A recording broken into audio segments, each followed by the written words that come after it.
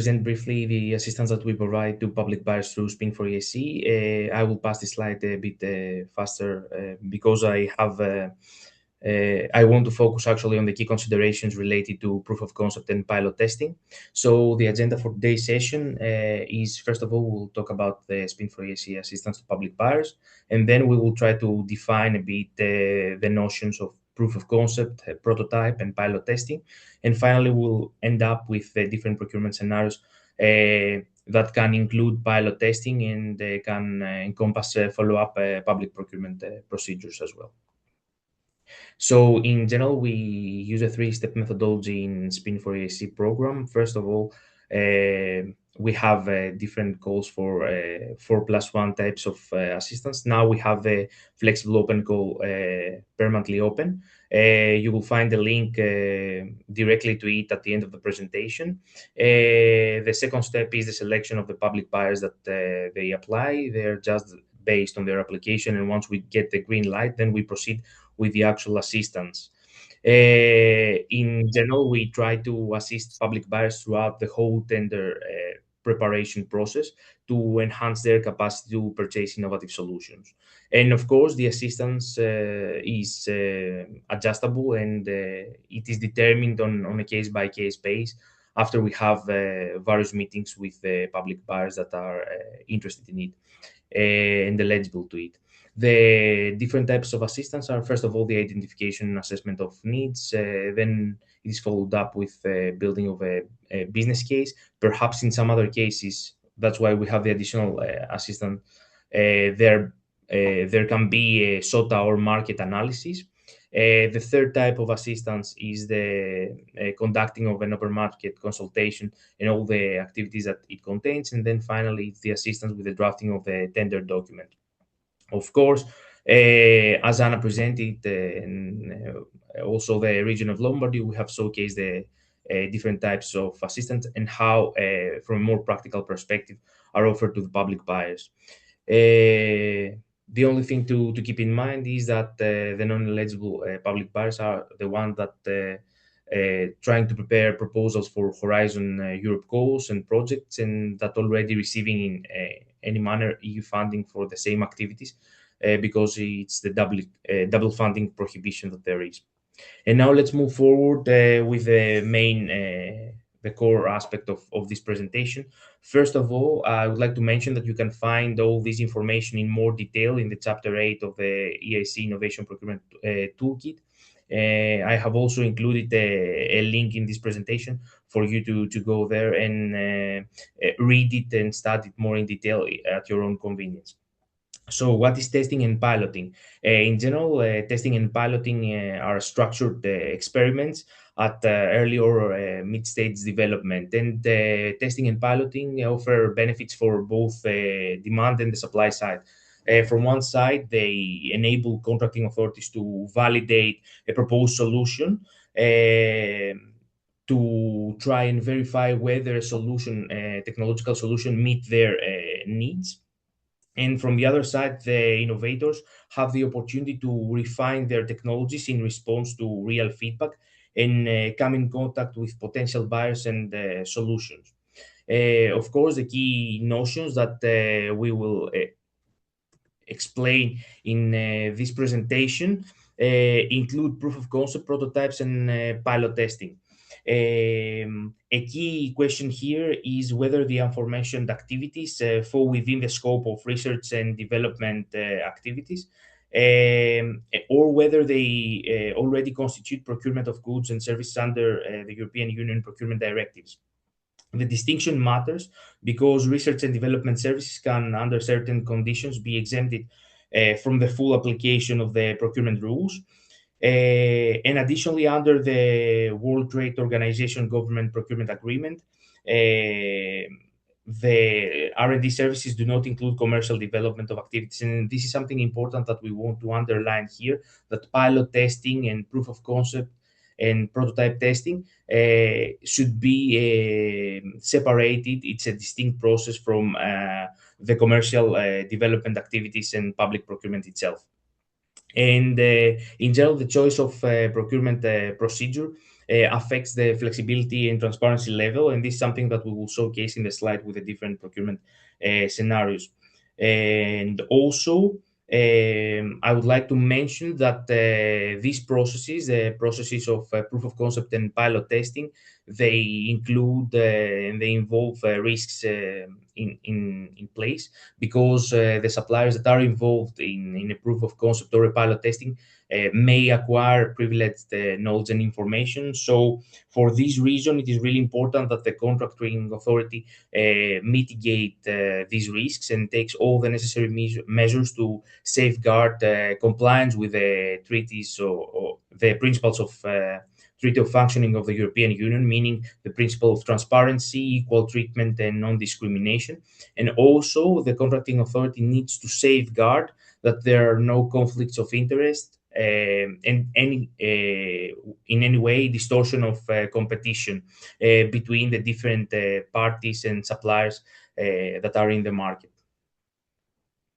So, what is a proof of concept? In general, a proof of concept is a notion that has been dealt with in academic literature and in various scientific sectors. In some cases, it is not defined at all, or in some other cases, it is poorly defined from a literature review that we have conducted. And there is an overuse of this term for anything new. So it is really important to provide clarity in order to avoid becoming overly broad when we utilize this particular definition. The definition that we have used in our chapter of the EIC Innovation Procurement Toolkit is a definition provided by NASA. Of course, it developed throughout the years since its first appearance in 1967. And now proof of concept is defined based on the NASA's technological assessment guide as analytical and experimental demonstration of hardware or software concepts that may or may not be incorporated into subsequent development and or operational units. In general, some characteristics of the proof of concept based on this guidance document from NASA is that it's small in scale, limited in scope, and not necessarily complete. We have a really nice example within the toolkit that showcases, for example, that testing the technical feasibility of a single battery cell can be, for example, a proof of concept experiment. It demonstrates the practical potential of a particular technology or a particular technological solution without full development, of course. And once more, based on the guidance document, it typically corresponds to technologies at the TRL level 2 to 4. You will hear more about the technology readiness level scale from Fiorella in her presentation. And proof of concept can be funded via grant, supplier investment, or procurement of R&D services. So there are different ways to fund proof of concept. And I would like to mention also proof of value, which is another interesting term that we find, and sometimes it is linked with proof of concept. And while the proof of concept proves the technical feasibility or viability of a concept or of an idea, proof of value evaluates in a measurable way the added value for various stakeholders that can occur from that idea, from that concept to begin with. Overall, we can understand that the role of proof of concept and of prototypes and pilots that we will explain in a moment are critical in general in innovation and innovation procurement. And it's an integral step before major investments and resource commitment, both from the contracting authorities and from the suppliers as well. And as I mentioned before, it helps suppliers to validate their ideas and to align their solutions with the market needs. Now I will move forward with prototypes and pilot testing. We have utilized in the chapter 8 of the EIC Innovation Toolkit the Frascati Manual and the Oslo Manual as our guide in order to define these terms. First of all, based on the Frascati Manual, I would like to give you the definition of a prototype, which is an original model constructed to include all the technical and performance characteristics of the new product.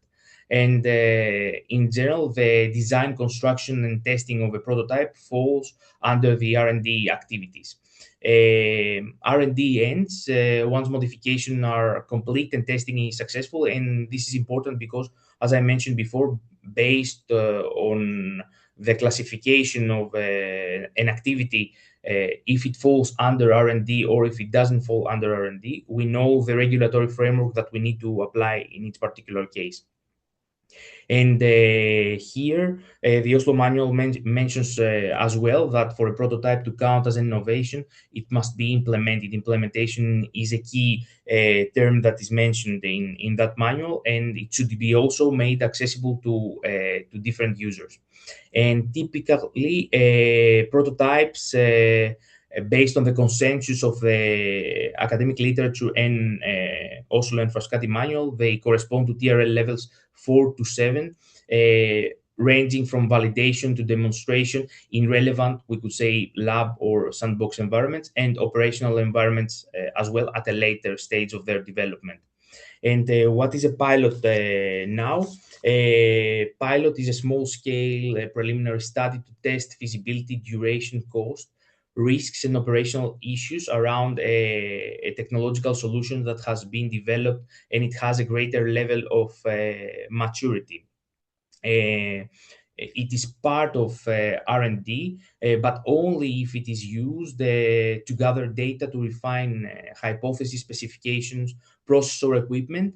And we can understand that also from the Public Procurement Directive and the Article 32 that I will comment in a moment, and Fiorella will delve deeper into in her next presentation. But once this initial process of pilot testing expires, in order to see if this pilot is feasible and we test its duration, its cost, and potential risks, it does no longer belong into the R&D activities category. And that's why we need to distinguish between pilot testing and the follow-up procurement procedures. And here you can see the different procurement scenarios that we have included in Chapter 8 of our EIC Innovation Procurement Toolkit. We have made an analysis of the different ways that the contracting authority can utilize the existing regulatory and legal framework in order to be able to pilot test a solution and then follow up in a legally appropriate manner with the follow-up commercial development activities. You can see that we have different axes in our analysis. First of all, we have created the different levels of transparency scale. Each scenario has a different level of transparency that allows suppliers to participate in this procedure.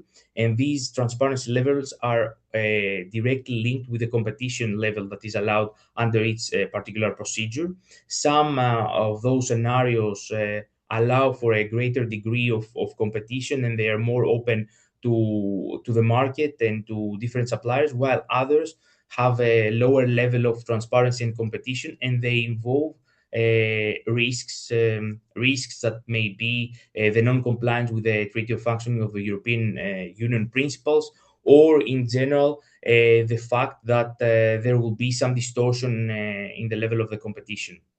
I would like to mention indicatively some of those scenarios. First of all, we have the open procedure with a framework agreement covering also pilot testing and potential deployment.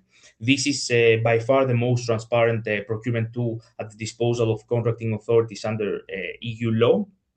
And here, the approach involves launching an open call in which the authority specifies critical aspects of the pilot testing requirements ex ante, like the scope, performance criteria, testing environment, and it also establishes budgetary ceilings for both the pilot and the potential subsequent purchases. It also sets volume parameters such as the maximum number of units or the scale of probable deployment and conditions for transition from pilot to rollout. So through the utilization of a framework agreement, the authority can avoid launching a new procurement procedure after successful testing. Of course, the framework predefines all these different aspects that we have mentioned, and that's why, despite its benefits like legal certainty and competitive fairness, it has also a degree of complexity, because the contracting authority needs to anticipate several contractual elements up front, which is really difficult in highly complex environment, such as the fast-moving technological fields that involve all these solutions. But nonetheless, it remains one of the most transparent scenarios. Also, we have the scenario 2A and 2B, where pilot testing can be part of the pre-commercial procurement process, followed by public procurement of innovative solutions. And as you know, the public procurement of innovative solutions fall under the scope of the directives of the European Union. So different procedures can be used there based on the procurement strategy of the contracting authority. Fiorella will delve deeper into the different procedures under the directives. Also, in the scenario 2B, pilot testing can take place under a specific article that there is in the public procurement directive, which is the article 32 3A. And this article is important because it allows contracting authorities to use a negotiated procedure without prior publication for contracts where the products are manufactured purely for research, experimentation, study, or development, provided that the contract does not include production aimed at commercial viability or cost recovery. And this is the main limitation of this article, but it allows pilot testing under the framework, under the scope of the directives. And once more, this pilot testing can be followed by public procurement of innovative solutions through different procedures that are provided by the directives. In the scenarios 3A and B, we have once more the first step, pilot testing, either as part of pre-commercial procurement procedure, or under the article that I have just mentioned, which is the article 32 3A, that includes pilot testing, but with a limitation that we have mentioned. And then after the pilot testing is over, a procurement procedure can follow under in a less transparent way under the Article 32 2B of the Public Procurement Directive, which is a negotiated procedure without prior publication for reasons of technical exclusivity or intellectual property right justifications. But as I mentioned, it's a less transparent procedure, and it needs really well documented information from the side of the contracting authority, and also really solid justification in order to utilize this negotiated procedure without prior publication. Otherwise, there is also the option, as I mentioned, to utilize, first of all, Article 32 instead of public procurement of procedure, and then this negotiated procedure without prior publication. But scenario 3B is really risky from our perspective, and it has a level of transparency which is really low, and a really low level of competition. And finally, there are scenarios 4 and 5, where a POC or pilot testing can be financed through third-party grants, followed by a public procurement of innovative solution, and then the selection of the appropriate procedure to run that PPI. In general, this additional operational configuration of pilot testing concerns pilot projects financed through third-party grant funding, or are implemented within programs specifically designed to support the experimentation of innovative solutions. And here I would like to present InnoMatch as one of those programs that fall under this scenario in this category. There is a high level of transparency, and the level of competition varies from medium to high, depending on which follow-up procedure will be selected by the contracting authority.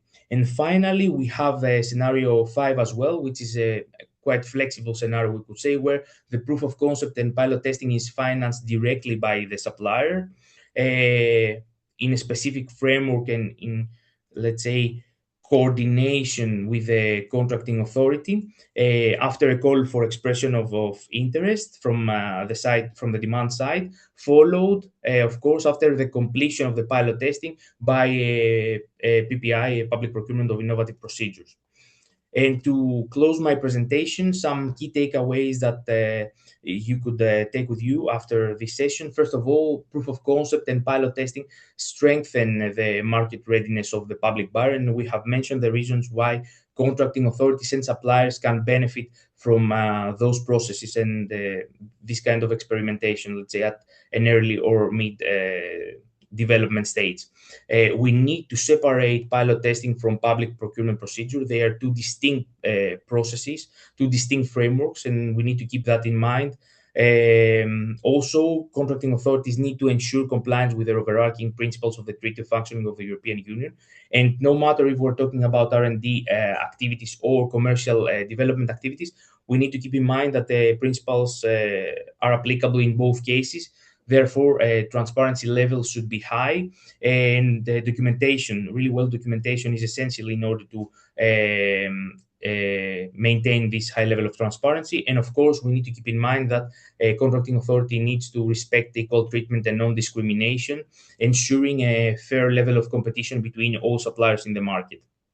And finally, there are issues like conflict of interest or like the utilization of privileged information that need to be tackled by the contracting authority. It is really nice, exciting to have a plan on how to mitigate these risks.